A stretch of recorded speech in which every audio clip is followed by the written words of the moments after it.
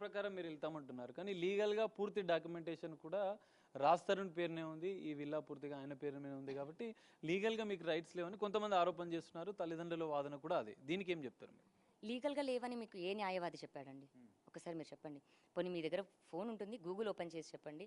వాళ్ళు ఎంత ఫులిష్గా బిహేవ్ చేస్తున్నారంటే, తాళి కట్టిన దానికి ఎవిడెన్స్ లేవంటే మేము వెళ్ళిపోయి గుళ్ళో పెళ్లి చేసుకున్నాము. గుళ్ళో పెళ్లి చేసుకున్న 3 నెలల తర్వాత ఇంట్లో చెప్పుకున్నాము. మేము చౌదరీస్, వాళ్ళు బ్రాహ్మిన్స్. చౌదరీస్ ఏ క్యాస్ట్ వాళ్ళకైనా వాళ్ళ క్యాస్ట్ వాళ్ళకి ఇచ్చుకోవాలని ఉంటుంది. అండ్ 19-20 ఏళ్ళ వయసులో క్యాస్ట్ ఏముంటుందండి? ఫస్ట్ ప్రేమించుకోవాలి, పెళ్లి చేసుకోవాలనే ఉంటుంది. మేము అలాగే చేసేసుకున్నాం. 3 నెలల తర్వాత చెప్పుకున్నాము. చెప్పిన సెకండ్ డే వీళ్ళు వచ్చారు, వాళ్ళు వచ్చారు, ఆశీర్వదించారు, దండలు మార్చుకున్నాము. అప్పటి నుంచి ఇప్పటి వరకు ఈ సంవత్సరం ఒక్కటి మాత్రమే వినాయక చవితి మేము సెలబ్రేట్ చేసుకోలేదు, కానీ ప్రతి వినాయక చవితి పేరెంట్స్ సమక్షంలోనే ఇది ఇల్లు తీసుకొని ఇప్పుడు ఫిఫ్త్ ఇయర్ అండి. మిగతా అంతా రెంటెడ్ హౌసెస్లో, ప్రతి రెంటెడ్ హౌస్లో మరి జరిగాయి. కలిసి ఉన్నప్పుడు అంతా బాగానే జరిగిందండి. మొన్న నన్ను లాస్ట్ ఇయర్ డ్రగ్ కేసులో వెళ్ళేటప్పుడు కూడా నా అత్త మామ నన్ను వచ్చి ఫ్లైట్ ఎక్కించి వెళ్ళారు ఎయిర్పోర్ట్కి.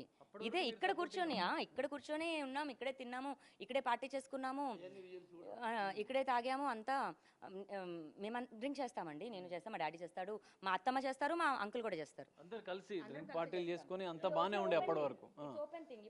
ఇంత జరిగాక మేమేదో ఇది చేయమో అన్నది కూడా ఏం లేదు. వాళ్ళు కూడా డ్రింక్ చేస్తారు, ఆంటీ కూడా బియర్ సేవ్ చేస్తారు, అప్పటి వరకు మొత్తం సపోర్టింగ్ గా ఉన్న అత్తమామలు మరి ఇప్పుడు పూర్తిగా మిమ్మల్ని యాంటీగా చేసి మీకు వ్యతిరేకంగా ఉండడానికి మీరు ఎట్లా చూస్తారు? అంటే మనిషి కావాలనుకున్నప్పుడేమో తప్పులు కూడా ఒప్పులైపోతాయి, మనిషి వద్దనుకున్నప్పుడు ఒప్పులు కూడా తప్పులుగా చూపించి వదిలించుకుంటారు అని అయితే నాకు అర్థమైంది. నేను మీకు ఒకసారి డాక్యుమెంట్స్ ఇవ్వాలి. ఇప్పుడు మరి మీరు లీగల్ ఫైట్ ఏ విధంగా వెళ్దాం అనుకుంటున్నారు? మరి మీ దగ్గర ఆధారాలు ఏమైనా ఉన్నాయా? మరి అన్ని ఆధారాలు ఉన్నాయి. అండ్ రాజ్ తరుణ్కి మేము 80 lakhs వరకు ఇచ్చాము. అది డబ్బు పరంగా ఉండొచ్చు, కార్ పరంగా ఉండొచ్చు. మా దగ్గర కూడా స్విఫ్ట్ కార్లు ఇప్పుడు 2 ఉండేవి అండ్ ఒక ఇన్నోవా కార్ ఉండేది. అవి మేమే యూజ్ చేసుకునే వాళ్ళం. మరి రాజ్ తరుణ్ పేరు మీద అప్పుడేం లేవు కదా.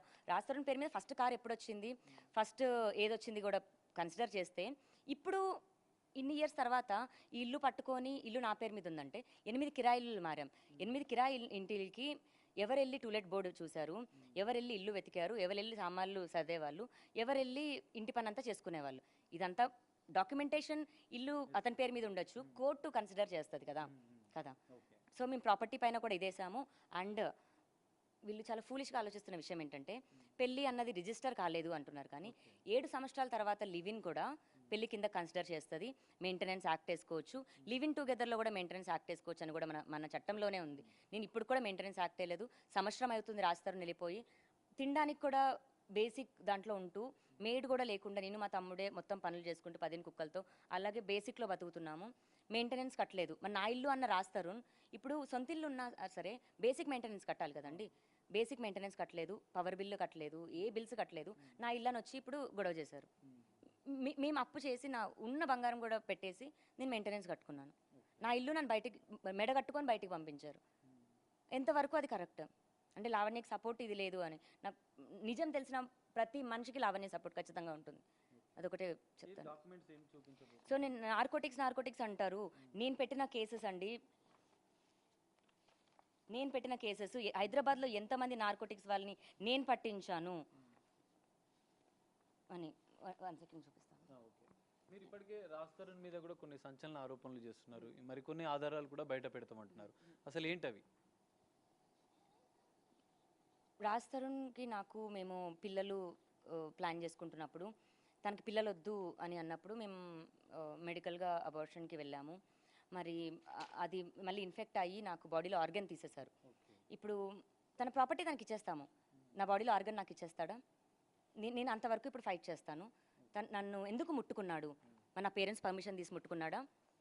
నా మెడలో తాళి కట్టకుండా నన్ను ముట్టుకున్నాడంటే 376 పడుతుందా? 376కి అర్హుడు అవుతాడా రాజ్ తరుణ్? పేరెంట్స్ అవుతారా? 3 సంవత్సరాలు వాడుకున్నాడు, 3 సంవత్సరాలు ఉన్నాడు నా కొడుకు అని చెప్తున్నాడే. 3 సంవత్సరాలు వాడుకున్న దానికి ఏమి విలువ కడతాడు? కూతుర్ని కానీ మాకు ఇస్తాడా? ఇవ్వమనండి. ఈ అన్ని ప్రశ్నలకి రాజ్ తరుణ్ వాళ్ళ పేరెంట్స్ కానీ రాజ్ తరుణ్ కానీ సమాధానం చెప్పాలి. ఖచ్చితంగా 3 సంవత్సరాలు కానీ, ఒక్కసారి కానీ, 2 సార్లు కానీ, మరి పెళ్లి చేసుకునే ఉద్దేశం లేకుండా, నీకు అమ్మాయి భార్య కాకుండా ఎందుకు ముట్టుకున్నావు? నీదని ముట్టుకున్నావా? ముట్టేసుకొని వాడేసుకొని ఈరోజు నీకు ఇంక అవసరం లేదు. ఆ రోజు నీకేమీ లేదు, లావణ్య కారు కావాలి, లావణ్య ఒళ్ళు కావాలి, అన్నీ కావాలి. ఈరోజు హీరోయిన్లు వచ్చారు, వెళ్ళిపోతున్నావు. సరే మనిషిగా వెళ్ళిపోయాం. బాధ్యతలు మేము నమ్ముకొని ఉన్నాం, డిపెండెంట్గా ఉన్నా, ఏ పని చేయనివ్వాలా. ఎంబీఏ చేసి వచ్చాను నేను సింగపూర్లో. అంటే ఇప్పుడు రాజ్ తరుణ్కి సంబంధించిన కెరీర్ విషయంలో ఎంతో సపోర్ట్ చేసి ఇప్పుడు చాలా ఆవేదన చెందుతూ మాట్లాడుతున్నారు మీరు. ఇప్పుడు రాజ్ తరుణ్ హీరో అయిపోయిండు, లావణ్య జీరో అయిపోయిండు. మరి ఇప్పుడు ఏం చెప్తారు మీరు? లావణ్య ఎప్పటికీ జీరో అవ్వలేదండి. రాజ్ తరుణ్ హీరో అవ్వడానికి వెనకాల ఉన్నాను నేను. అంతే. నేను కెరియర్ పరంగా ఏమీ చేసుకోకుండా ఇన్కమ్ సోర్స్లో ఉన్నానేమో, కానీ నా సెల్ఫ్ రెస్పెక్ట్కి, నా డిగ్నిటీకి నేను ఎప్పటికీ ఫైట్ చేస్తాను. దానికోసం నేను ఉంచున్నాను. ఒక్కదాన్ని నేను ఇంతమంది కలిసి పోరాడుతూ నన్ను తొక్కించాలని చూస్తున్నారు. ఇప్పటికి కూడా చట్టపరంగా వాళ్ళు వెళ్ళట్లేదు.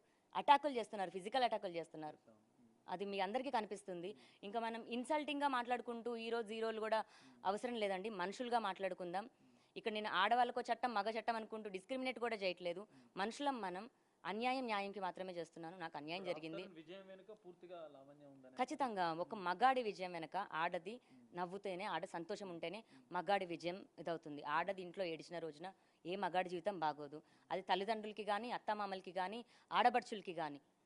మగాడు తెచ్చుకున్న ఆడది నవ్వుతేనే, అది ఏడిచిన రోజున అతని జీవితంలో లవర్ సినిమా నుంచి నన్ను ఏడిపిస్తూ వచ్చాడండి. నేను ఎప్పుడైతే నవ్వుతా ఉన్నానో తన లైఫ్ అంతా బాగుంది. నన్ను ఎప్పుడైతే ఏడిపిస్తూ వచ్చాడో తన కెరీర్ అంతా పోయింది, డౌన్ఫాల్ అయింది. ఒక్కసారి నవ్వించి చూడు రాజ్, మళ్ళీ ఎలా హీరో అవుతావో చూడు. ఇది కాని రోజున నువ్వు ఎప్పుడు తప్పించుకుంటానే ఉంటావు. తప్పించుకో, ఏం ప్రాబ్లం లేదు. ఇప్పుడు కోర్టు పరంగా ఉంది. వాళ్ళు ఏమైనా కోర్టులో పిటిషన్ వేసేసి ఇల్లు స్వాధీనం చేసుకోవాలని చూసారా? పోనీ మాకు కూడా హక్కు ఉంది, మేము కూడా ఉంటామని కోర్టు పరంగా వచ్చారా? వాళ్ళు కేసు పెట్టారు నా పైన, ఈ అమ్మాయి నుంచి ప్రాణహాని ఉందని. ప్రాణహాని ఉన్న అమ్మాయి దగ్గరికి ఎందుకు వచ్చారు? ప్రాపర్టీ కోసం. అంటే మీరు ప్రాపర్టీ కోసం వచ్చారు. ఇప్పుడు ఈ రోజు ఈ ప్రాపర్టీ మీది కాదు, లావణ్య ఆల్రెడీ వేరే వాళ్ళకి ఇచ్చేసింది, అమ్మేసింది. మరి ఇప్పుడు ఏంటి అంటే వెళ్ళిపోతారా? అంటే వెళ్ళేటప్పుడు లావణ్యని తీసుకొని వెళ్తారా, ఇద్దరు వెళ్ళిపోతారా? రాజ్ తరుణ్ ఒక్కొక్క స్టెప్ ఎక్కడానికి కూడా మీరే కారణం అని చెప్తున్నారు. పూర్తిగా మీరు సపోర్ట్ చేశారు. కానీ ఇప్పుడు మీరు ఒంటరి పోరాటం చేయాల్సి వస్తుంది. రాజ్ తరుణ్కి వాళ్ళంతా గ్రూప్ ఆఫ్ ఫ్రెండ్స్ అంతా సపోర్ట్ చేస్తున్నారు. కానీ లావణ్య ఒంటరి పోరాటం ఇంకా ఎన్ని రోజులు? కోర్టు తీర్పిచ్చే వరకు ఒంటరి పోరాటం అండి. లేదా నేను కేసు కాంప్రమైజ్ అవుతే మనస్ఫూర్తిగా కేసు కాంప్రమైజ్ అవుదాం అనుకున్నాను. కానీ శేఖర్ భాష, మస్తాన్ సాయి, రాజ్ తరుణ్ వీళ్ళందరూ, ప్రీతి, ఉదయ్, మేఘన వీళ్ళందరూ ఒప్పందంతో ఉన్న దాంట్లోని రాజ్ని ఇప్పుడు లాక్ చేసేసారని నేను నమ్ముతున్నాను. అదే కనుక నిజమైతే రాజ్ కమ్ ఫార్వర్డ్, దేనికి భయపడకు, నేనే ఉన్నాను. అదే కనుక నిజమైతే నువ్వు ముందుకి రా. ఇల్లా ప్రాపర్టీ తొక్క తోటకూర కూడా కాదు, ఇవన్నీ సాల్వ్ చేసుకొని నేనే యూఎస్ వెళ్ళిపోదాం అనుకున్నాను. బేసిక్గా నేను యూఎస్ వెళ్ళిపోవాలండి. మళ్ళీ అంత నా పైన ఏం లుక్అవుట్ నోటీస్ లేదు, నేనేం అన్ని క్రిమినల్ క్రైమ్ కూడా నేనేం చేయలేదు. హ్యాపీగా నా లైఫ్ నేను ఫార్వర్డ్ ముందుకు వెళ్దాం అనుకున్నాను. ఇంకా మూవ్ ఆన్ అయిపోదాం అనుకున్నాను. ఎక్కడ అవనిస్తున్నారు నన్ను? అబ్బే వెళ్తున్న కొద్దీ. అవును ఇదంతా జరిగింది. మీరు ఇంకా ప్రేమిస్తున్నాను చిన్ను అని చెప్పారు. సో ఇప్పుడు రాజ్ తరుణ్ వచ్చి ఒంటరిగా వచ్చి మీతో కాంప్రమైజ్ అయ్యి అన్ని విషయాలు క్లారిటీ ఇస్తే మీరు అంటే క్లియర్గా అంటే ఈ వివాదానికి పులి స్టాప్ పెడతారా? మరి అసలు గొడవే కాదండి, నార్మల్గా వచ్చి తను ఇంతకుముందు ఇంట్లో ఎలా అయితే ఉన్నాడో, నేను అమెరికా ఎలా అయితే వెళ్ళానో అలా వచ్చి ఉన్నా నాకు హ్యాపీ. లావణ్యతోనే వచ్చి సంసారం చేయు, ఖచ్చితంగా ఇదైతే ఉండవు. నాకు సమాధానం చెప్పు, take your responsibilities, you live your life. నేను అదే కోరుకుంటాను. Closure is very important. నాకు క్లోజర్ ఇవ్వలేదు, ఇస్తే హ్యాపీ. నాకు అసలు కేసు కూడా ఎందుకండి, నారాజ్ మీద నేను ఎందుకు కేసు పెట్టుకుంటాను? పగ వరకు వెళ్తుంది, పోరాటం వరకు వెళ్తుంది. నేను డిఫెండ్ చేసుకుంటున్నాను, నేను పోరాడుతున్నాను. అది లేని రోజున నాకు వద్దు. నేను మనస్ఫూర్తిగానే సారీ చెప్పాను.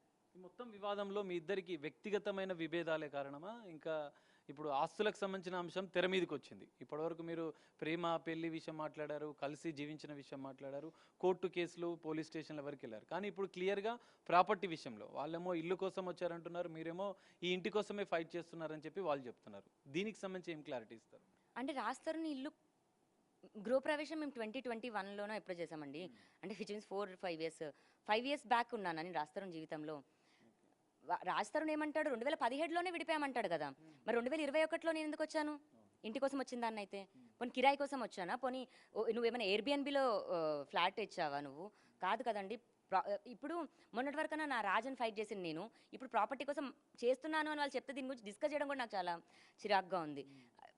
అంత నేను కోరుకుంటేనే వచ్చిందండి. కారైనా ఇల్లైనా ఆడది మేనిఫెస్టేషన్